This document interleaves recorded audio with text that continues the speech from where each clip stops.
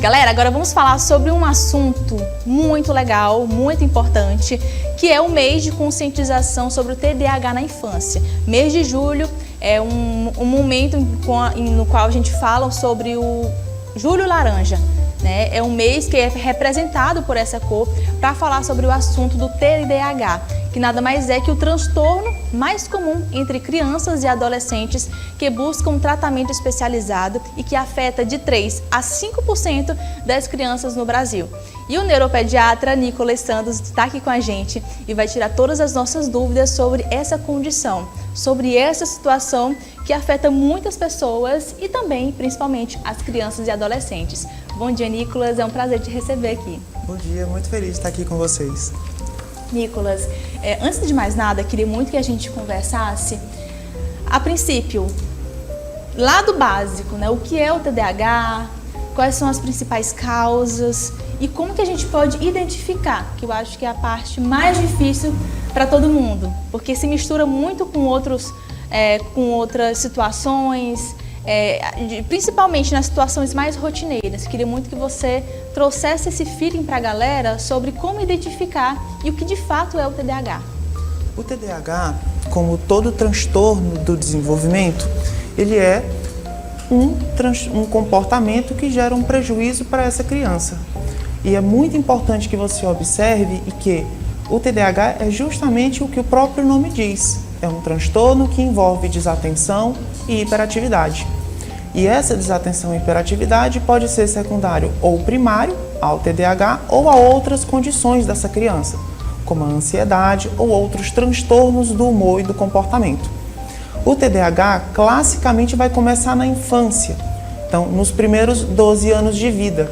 E é muito importante observar como essa criança se relaciona e se comporta dentro do seu domicílio, com a sua família e dentro da escola, que são os dois locais que essa criança mais convive ao longo do seu dia. E tendo comportamentos desatentos e hiperativos que prejudiquem o dia a dia dessa criança, pode ser aventada a hipótese do transtorno de déficit de atenção e hiperatividade, e é importante passar por uma avaliação com profissionais qualificados para poder diagnosticar, seguir e dar o tratamento correto desse paciente para que o prejuízo do comportamento de transtorno do déficit de atenção e hiperatividade não leve a mais questões relacionadas à socialização e aprendizado dessa criança, o que é tão importante no nosso convívio escolar e social dentro de casa e fora de casa. Perfeito. Eu sempre gosto de comentar, quando a gente fala sobre assuntos que abordam ali tanto a criança como o adolescente, é que quando a gente nasce, a gente é um livro em branco, com páginas em branco, que a gente vai ali escrevendo, a criança vai vivenciando, infelizmente às vezes colecionando traumas, colecionando situações que não são agradáveis, mas enfim, todo mundo é um livro em branco, que a gente vai ali continuando, vivendo e escrevendo ali nossa própria história. Mas, por exemplo, uma criança que ela já tem uma personalidade mais forte, uma hiperatividade, sabe, uma birra, entre aspas, vamos dizer assim. Aquele comportamento que ele vivencia, ele pode, enfim, se misturar um pouco ali com, ser confundido, essa é a palavra. Na verdade, aquela birra, aquela agitação da criança, ela pode ser confundida com TDAH ou não. Porque, por exemplo, geralmente a mãe ou o pai, ou o responsável, às vezes a família como um todo, mesmo agita aquela criança. Então, isso pode ser confundido com TDAH, com um diagnóstico ou não? Com certeza. Eu costumo falar muito para os pacientes que me procuram no consultório. Como que a gente vai diferenciar um comportamento agitado e irritado, que é típico da idade infantil, com um transtorno? O transtorno, ele é classicamente um comportamento persistente. Ele continua ao longo da vida daquela criança por pelo menos 6 meses. E essa criança demonstra esse comportamento em mais de um local em que ela convive. Casa, escola, ou se for, por exemplo, um adolescente mais velho, um adulto, casa e o seu trabalho, os locais em que essa pessoa convive no seu dia a dia. E falando na infância, naquela criança com menos de 12 anos de idade, quando nós observamos a famosa, entre aspas, birra, essa criança demonstra um comportamento agitado, irritado, opositor ao pai, à mãe ou ao outro adulto que está cuidando dela, eu sempre pergunto para esse cuidador: quando você acalenta essa criança, conversa, dá carinho, consegue dar atenção para ela, explica e tem a paciência de conseguir repetir a orientação do que ela precisa fazer para regular o seu próprio comportamento, essa criança consegue regular emocionalmente a si mesma ou não? Continua mesmo assim com o comportamento e isso é persistente por mais de 6 meses dentro de casa e na escola e leva a prejuízos sociais, de desatenção, hiperatividade, impulsividade. Essa criança tem dificuldade de aprendizado porque não consegue se concentrar. Essa criança se coloca em risco, é muito impulsiva.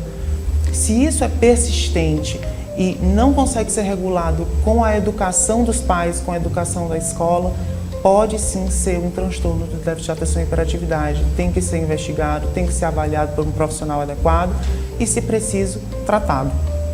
Doutor, o TDAH é um diagnóstico difícil ou é fácil de ser identificado, você como neuropediatra?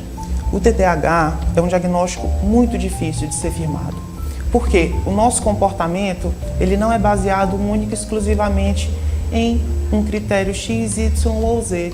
O ser humano é muito complexo e nosso comportamento ele é regido por inúmeras questões relacionadas ao nosso dia a dia, ao nosso humor, à nossa personalidade, à nossa vivência com a família, à nossa vivência com a escola.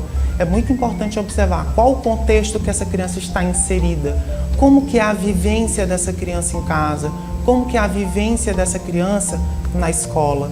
E para que nós consigamos separar e diferenciar comportamentos que possam ser secundários, por exemplo, a questões de bullying escolar, a questões de, às vezes, maus tratos dessa criança, transtornos de ansiedade, transtornos de humor, transtornos de personalidade.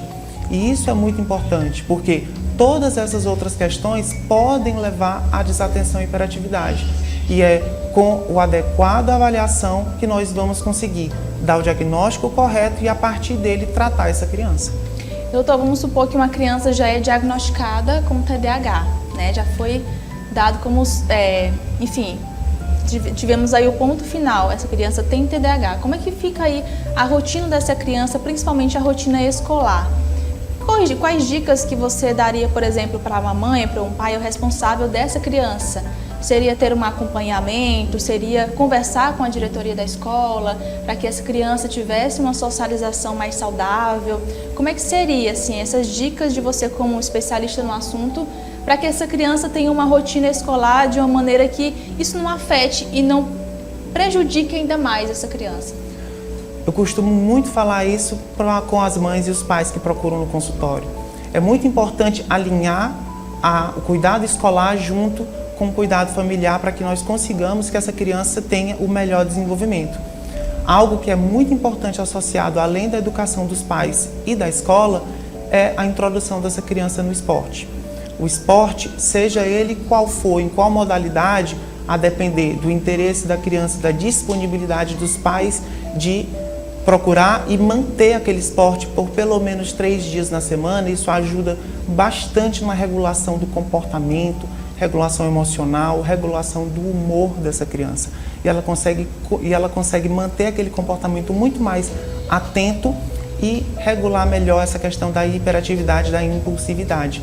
Outra coisa que a gente tem que se preocupar são os fatores desencadeantes da desatenção e da hiperatividade que estão presentes no meio dessa criança, no meio em que ela vive, na casa e na escola.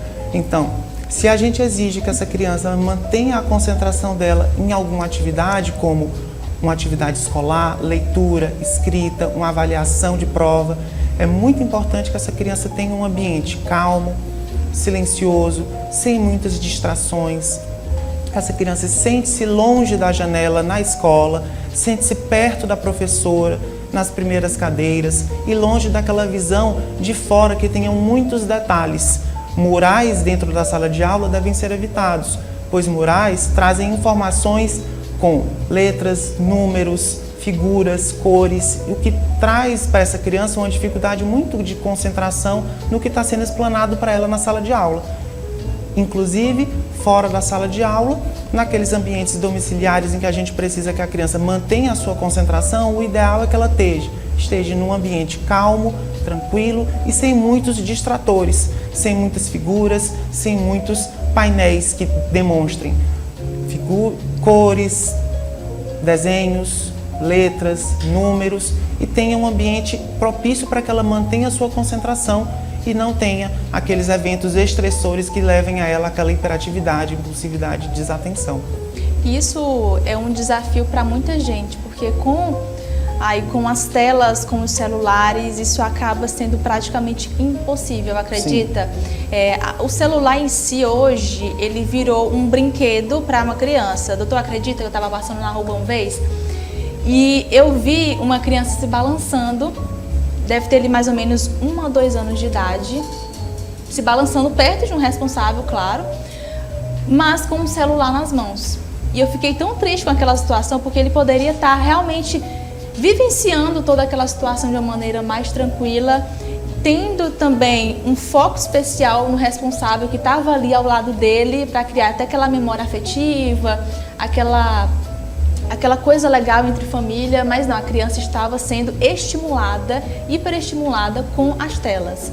Você falou que uma criança com o diagnóstico do TDAH, é importante a gente meio que retirar esses estímulos da frente dele. Mas nos dias atuais, quais seriam assim, as possibilidades para essa família não deixar com que essa criança tenha acesso a TVs com desenhos super estimulantes, com os celulares super estimulantes? Como que seria essa rotina dessa criança e os desafios que os pais teriam de não deixar essa criança ter acesso precoce às telas? Eu converso muito sobre as telas. Hoje em dia, a televisão evoluiu muito nos últimos 30 anos. Com certeza. Não é a mesma que a gente assistia. Não é a mesma de quando nós éramos crianças. Sim. Quando nós éramos criança, a televisão tinha cores pouco saturadas, a animação não era uma animação em 3D, era uma animação mais em 2D, então não tinha aquele plano de muita informação, de muita profundidade. Eram desenhos mais lentos. Desenhos lentos, desenhos com um áudio mais monótono, Sim. O que trazia menos hiperestímulo. E hoje o que nós percebemos? Nós percebemos que os desenhos têm cores vibrantes, animações em 3D, porque isso é inerente ao desenvolvimento da tecnologia. Quanto mais a tecnologia avança, mais querem trazer qualidade de animação. Só que isso envolve uma questão de desenvolvimento infantil. Como a gente conversou, a criança nasce como uma tela em branco. Ela vai crescer e ela vai se desenvolver a ponto de que a personalidade, o humor, o comportamento dela vai ser baseado naquilo que ela convive, naquilo que ela experimenta ao longo da vida dela, seja em casa, na escola, fora de casa. E isso é muito importante quando a gente fala em telas. O que é uma tela? É um estímulo que tem luz, barulho, som, movimento, cor. Isso é um hiperestímulo cerebral.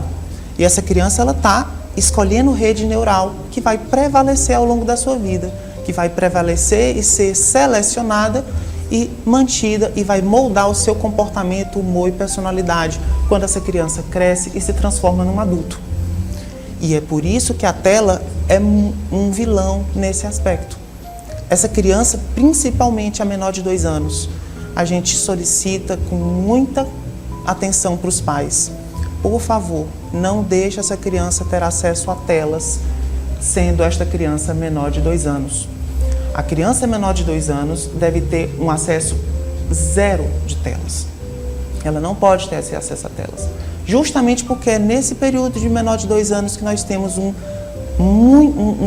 número muito maior de seleção de rede neural que vai prevalecer ao longo da vida dessa criança. Nossa, é essencial. É aquele período essencial para a vida. É aquele período fundamental que vai moldar grande parte do comportamento. Nossa. Isso é algo dinâmico. Ao longo da nossa vida, nós vamos selecionando, moldando o nosso humor, comportamento, ao longo de tudo o que vai acontecendo pela nossa vida, em todas as nossas idades. Mas isso tem uma velocidade e intensidade muito maior quando a gente tem menos de 2 anos de idade, que é quando justamente a gente está aprendendo sobre o mundo do zero.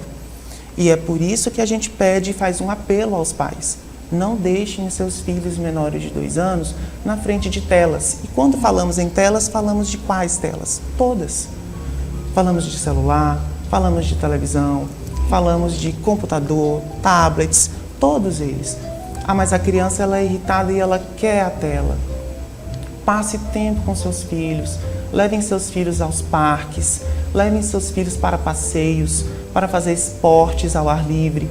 Passem tempo de qualidade com seus filhos. É muito importante esse tempo de qualidade para que a criança estabeleça laços emocionais, laços de família com vocês e consiga estabelecer um comportamento mais regulado e emocionado junto com a família e possivelmente quando essa criança crescer, ela não vai ter tanto prejuízo no seu comportamento desatento e hiperativo.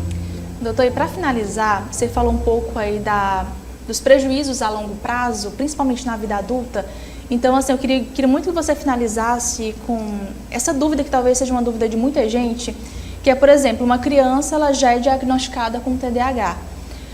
Dito isso, mesmo com medicamentos, mesmo com aquele acompanhamento com um especialista, enfim, com toda aquela rede de apoio, esse TDAH, ele pode permanecer na vida adulta ou essa criança, quando crescer, ele pode se livrar do TDAH e ser uma pessoa tranquila, uma pessoa calma? Pode existir essa virada de chave na vida da pessoa? Essa é uma pergunta muito importante. Uma vez diagnosticado com o transtorno do comportamento, para sempre você vai ter o transtorno do comportamento. Agora, o que importa é como esse transtorno se relaciona e se apresenta na sua vida. Como esse comportamento te prejudica. É natural que com o crescimento, amadurecimento, aprendizado, você consiga regular a sua atenção, regular essa impulsividade, essa inquietude de uma forma muito mais fácil do que uma criança. Comparemos uma criança de 4 anos com uma criança de 10 anos, com uma adolescente de 17 anos. O comportamento, pela própria idade, vai ser diferente. E nós esperamos que com a evolução natural do TDAH, aquela criança que desde o início dos seus primeiros anos de vida, antes dos seus primeiros 12 anos, tinha um aspecto muito mais hiperativo, quando adolescente, espera-se uma virada. Espera-se que essa mesma pessoa comece a apresentar comportamentos mais desatentos.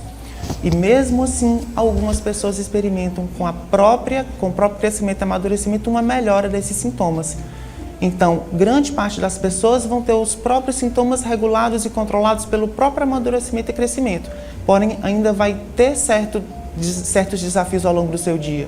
É aquela pessoa que queixa: poxa, esqueci a chave do carro, esqueci de pagar um boleto, esqueci de pagar uma conta, não vi que o sinal estava fechado, peguei uma multa porque não prestei atenção na velocidade de trânsito, naquele limite de velocidade. É aquela desatenção corriqueira que a pessoa muitas das vezes é tida como o desastrado, o desatento, mas que não é valorizado.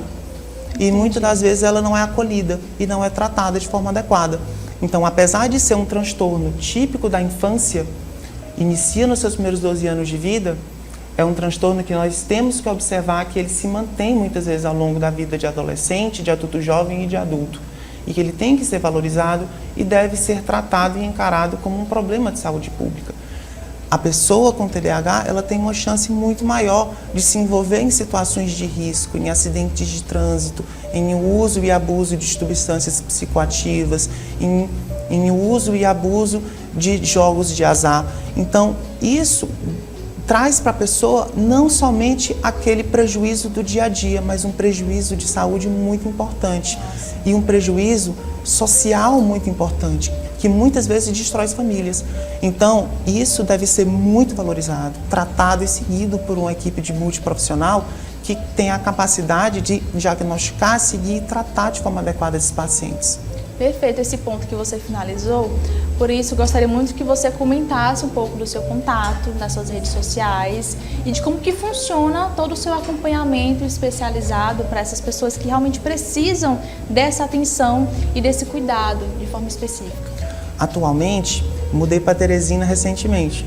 Antes morava em São Paulo e agora voltei para Teresina e estou atuando em alguns locais de de acompanhamento particular no Instituto NeuroKids, no bairro Jockey, na Avenida Senador Aréa Leão, e no Instituto de Neurociências, lá no centro, perto do CRM Piauí. Pelo SUS, eu estou atendendo pela Fundação Municipal de Saúde, lá no Centro Integrado de Saúde Lineu Araújo.